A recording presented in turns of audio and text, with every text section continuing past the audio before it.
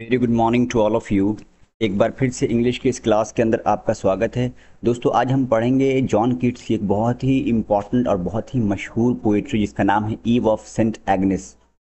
Ewe of Saint Agnes को पढ़ने से पहले मैं आपको थोड़ा सा इसका बैकग्राउंड देना चाहता हूँ।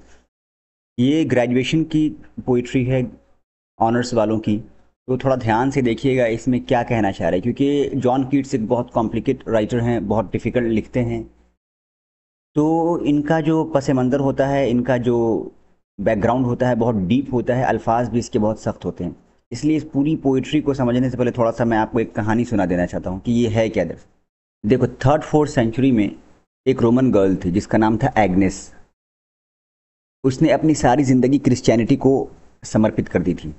उसने डेडिकेट कर दिया था, अपनी सारी ज़िंदगी वक्फ कर दिया था क्रिश्चियनिटी को, यानी ईसाइयत को। और उसने शादी से भी इनकार कर दिया था, मतलब उसको शादी से बिल्कुल भी दिलचस्पी नहीं थी। तो हुआ ये क्या कि रोमन एम्पायर डिक्लेशियंस को ये बात पसंद नहीं आई। तो डिक्लेशियन ने क्या किया, उसको मरवा दिया। पहले तो उसे बहुत परेशान किया, उसे अरेस्ट करवाया, उसके चेस्टिटी और पाकीज़गी को ख़त्म करने की पूरी कोशिश की। और जब वो नहीं मानी तो उसको मरवा दिया गया और उसने 12 साल की उम्र के अंदर शहादत पाई। तो अब क्या है, 20 जनवरी को, जिस दिन उसकी मौत हुई थी, जिस दिन उसको शहादत मिली थी, 20 जनवरी को आ, उसकी याद में एक फेस्टिवल मनाया जाता है। वो फेस्टिवल क्या होता है, थोड़ा ध्यान से देखिएगा। वो फेस्टिवल ये होता है कि 20 जनवरी से लेकर 21 जनवरी तक लोग अलग अलग रिचुअल्स करते हैं, परफॉर्म करते हैं। कुछ लोग रोज़ा रखते हैं, कुछ अलग अलग करते हैं इसकी याद में। और इस रात में लड़कियां सो जाती हैं पहले ही, 20th सेंचुरी की रात में लड़की पहले सो जाती है ताकि उसे सपने में उसका फ्यूचर हस्बैंड दिखाई दे। ठीक होगी बात। और जो पहला दिन होता है उसे हम ईव कहते हैं या विजिल कहते हैं, जबकि दूसरा दिन फीस्ट यानी दावत वाला दिन होता है। तो इस पूरी कहानी में मैडलिन नाम की एक लड़की होती है, वो भी इस फेस्टिवल को सेलिब्रेट कर रही है। और मैडलिन जो है, अपने फ्यूचर हस्बैंड को तलाश करने के लिए वो जल्दी सो जाना चाहती है। तो कैसल में, किला के अंदर एक प्रोग्राम चल रहा है, एक किले में प्रोग्राम चल रहा है। और वो जो है मैडलिन, उसका किले में बिल्कुल भी दिलचस्पी नहीं है और उस प्रोग्राम के अंदर बहुत कोई दिलचस्पी नहीं है। वहाँ बहुत खूबसूरत खूबसूरत लड़कियाँ आई हैं, ठीक है, सबने रिचुअल्स परफॉर्म कर रखा है।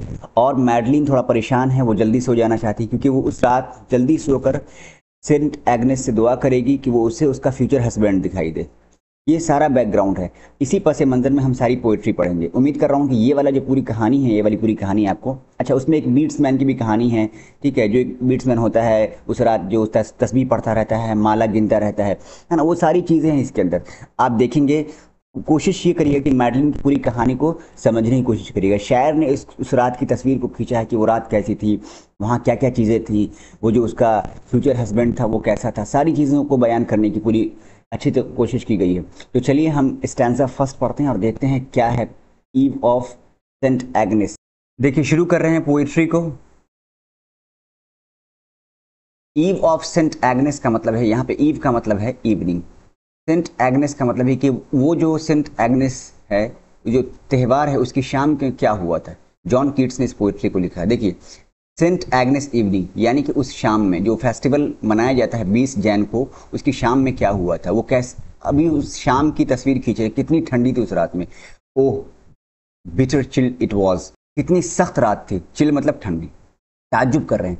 द ओल, ओल का मतलब था उल्लू, फॉर ऑल हिज फेदर्स, अपने तमाम पंखुड़ियों और परों के बावजूद, वॉज ए कोल्ड, एकदम सख्त ठंड बन चुकी थी, मतलब सर्द पड़ चुकी थी। यानी कि उस रात 20 जनवरी को इतनी इतनी ठंड पड़ रही थी कि जानवर चरिंद परिंद बिल्कुल जम चुके थे। कहने का मतलब ये, the hare limped trembling through the frozen grass. या हेयर का मतलब था खरगोश, लिम्ड का मतलब था लंगड़ा, यानी लंगड़ा जो खरगोश था, ट्रैम्बलिंग कप कपा रहा था थ्रू द फ्रोजन ग्रास, मतलब जमी हुई घास से। कहना है क्या चाह रहे हैं यहाँ पे, depicting the about hare moving with the trembling steps, वो बिल्कुल लड़खड़ा लड़खड़ा के चल रहा था, बिल्कुल कप कपा के। कहाँ, थ्रू द फ्रोजन ग्राउंड, वो जमी हुई घास पे। मतलब ये कि वहाँ पे इतनी सख्त थी, इतनी सख्त थी कि घास पे और ज़मीन के ऊपर बिल्कुल जो शबनम होती है, ओस होती है, वो जम चुकी थी।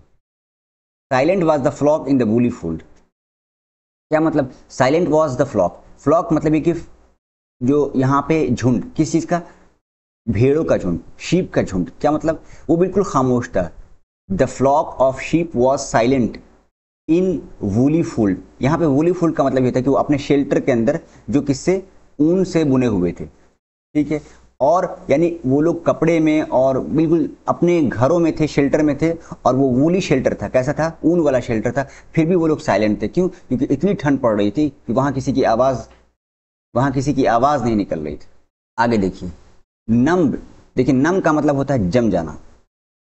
वर बीट्स मैन फिंगर, मतलब वहाँ एक ये बीट्समैन है, वो उस कैसल में प्रे कर रहा था, मतलब अपनी जो माला थी वो उसको जप रहा था। माला होती ना तस्बीह, बीट्समैन कहते हैं तस्बीह वाले को। तो जाहिर सी बात है, ठंड में जब इतनी सख्त ठंड पड़ती है तो बाहर हाथ निकाल के अगर आप तस्बीह पढ़ेंगे तो क्या होगा, आपके हाथ जम ही जाएंगे ना। तो वही कहना चाह रहे हैं, नम का मतलब क्या होता है, बिल्कुल जम चुके थे बीट्समैन फिंगर। वाइल ही टोल्ड, जबकि वो पढ़ रहा था, टोल्ड का मतलब यहाँ पे पढ़ रहा था, हिज रोजरी, अपने माला को, रोजरी का मतलब होता है माला। And while his frosted breath, जबकि उसकी जमी हुई सांसें, फ्रॉस्टेड मतलब जमी हुई सांसें, क्या थी उसकी जमी हुई सांसें, मतलब यहाँ पे ये बताना चाह रहे हैं कि वो जो इतनी सख्त ठंड थी, इतनी ज्यादा सर्दी थी वहां पे, कि जो वो सांस भी ले रहा था वो जमी हुई थी। बात समझ रही, उसकी जो है ना जमी हुई सांस थी, यानी वो सांस ले रहा था इतनी सख्त ठंड में कि वो उसकी सांस भी जमी हुई थी, याद रखिएगा। मतलब यहाँ पे ये कहना चाह रहे हैं कि when he was taking breath appeared frosty, वो बिल्कुल ऐसा लग रहा था जमा हुआ, एकदम पता ही नहीं चल रहा था कि वो इंसान हिल रहा है या कुछ भी है। तो खुद भी वो जम चुका था ठंड से, और उसकी सांसें भी जमी निकल रही थी। उस रात की तस्वीर खींच रहे हैं, नक्शा खींच रहे हैं कि जो सेंट एग्नेस की नाइट थी वो बहुत ज़्यादा ठंड वाली थी। इस पूरे स्टैंजा के अंदर शायर ने आपके उस रात की, यानी 20 जनवरी की रात, जो कि ईव ऑफ सेंट एग्नेस कहलाती है, उसमें सर्द सख्ती को बयान करने की कोशिश की है। आगे चलते हैं।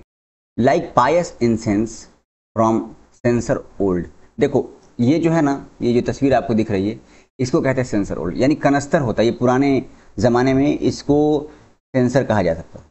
इसमें खुशबू रखी जाती थी, है ना, ध्वनि दी जाती थी, अगरबत्ती चढ़ाया जाता था, अलग अलग चीज़ कहते हैं। उससे जो है ना, जो उसकी सांस जो थी, उसकी जो सांस थी, इससे निकलने वाली बहुत अच्छी खुशबू की तरह लग रही थी। किसकी? इस बीट्समैन की जो सांस थी बिल्कुल वैसे ही लग रही थी, यानी कि इससे निकलने वाली खुशबू से कंपैरिजन कर रहे हैं किसका? इसके सांस का। यानी जो बीट्समैन, तस्बीह पढ़ने वाला जो इंसान था उस रात में किले के अंदर, उसकी जो सांसें निकल रही थी उससे कंपैरिजन कर रहे हैं इस सेंसर ओल्ड को, यानी पुराने ज़माने का जो कनस्तर हुआ करता था जिसके अंदर खुशबू और ध्वनि रखी जाती थी, उससे कंपैरिजन कर रहे हैं। बात समझ आ रही है?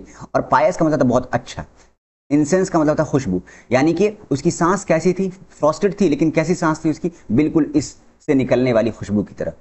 सीम टॉकिंग लाइट फॉर हेवन, क्या मतलब? Seem taking flight for heaven without a death, लग रहा था ऐसे जैसे बगैर मौत के आसमान की तरफ वो उठा जा रहा है। कौन? इस बीट्समैन के बाद, विदाउट अ डेथ। बात समझ आ रही है? मतलब उसकी सांसें जो है वो बिल्कुल आसमान की तरफ उठ रही थी, इतनी जमी हुई थी उसकी सांस।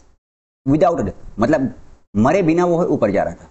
बात समझ आ रही थी? वहां पे सख्त, ये भी एक सख्त ठंडी को बयान करने का एक तरीका है। सीम का मतलब लगना, टेकिंग फ्लाइट का मतलब ऊपर जाना, फॉर हेवन, यानी टेकिंग फ्लाइट फॉर हेवन मतलब जन्नत की ओर जाना, यानी कि वो ऊपर की तरफ उसकी चीजें जा रही थी, यानी बिन मौत वो मर रहा था। बिन मौत क्या है? वो मर रहा था, without a death. Past the sweet virgin's picture while his prayer he Sith, देखो ये जो सिथ लिखा हुआ है इसका मतलब सेज है, तो ओल्ड फैशन इंग्लिश में इसे सिथ कहते हैं, वरना ये सेज है। क्या मतलब? Past the sweet virgin's picture while his prayer he saith, उसने अपनी दुआ पढ़ते हुए, यानी जब वो पढ़ रहा था, बीट्समैन के बारे में कह रहे हैं यहाँ पे, तो उसने प्यारी मरियम, यानी कि उसी एग्नेस के बारे में बात कर रहे हैं, उस प्यारी एग्नेस पर अपने हाथ को फेर रहा था, जो उसकी तस्वीर बनी हुई थी। जैसे अगर आप कभी सफ़र पे जाओ तो आपकी माँ जो है आप प्यार से आपके दुआ पढ़ के आपके चेहरे पे हाथ फेरती है, वही कहना चाह रहे हैं। Past the sweet virgin's picture while his prayer he said, जब वो अपनी दुआ पढ़ रहा था, जब वो अपनी प्रेयर मतलब दुआ, सेथ मतलब सेज, जब वो दुआ कह रहा था मतलब जब वो दुआ पढ़ रहा था, पास्ट का मतलब फेरना, फेरा मतलब फेरा, पास्ट उसने फेरा द स्वीट वर्जिन्स पिक्चर, यानी अपने हाथ को उस प्यारी एग्नेस के ऊपर अपना हाथ फेरा। इस पहले स्टैंजा के अंदर शायर ने क्या क्या बयान किया? उस रात की सख्ती को बयान किया कि मतलब कितनी ठंडी थी। उस रात की सर्द सख्ती को बयान किया है। और दूसरी तस्वीर इसके अंदर इस बीट्स मैन की सांस कैसी थी, वो कैसा लग रहा था और वो क्या क्या कर रहा था, और उसका कंपैरिजन, उसके सांस का कंपैरिजन इस ओल्ड सेंसर से किया गया है। तो उम्मीद कर रहा हूँ कि आपको बहुत अच्छी तरीके से समझ में आ गया होगा। अगर कोई चीज़ आपको नहीं समझ में आई, please ask in the comment section. Thanks for watching this video. Have a good time.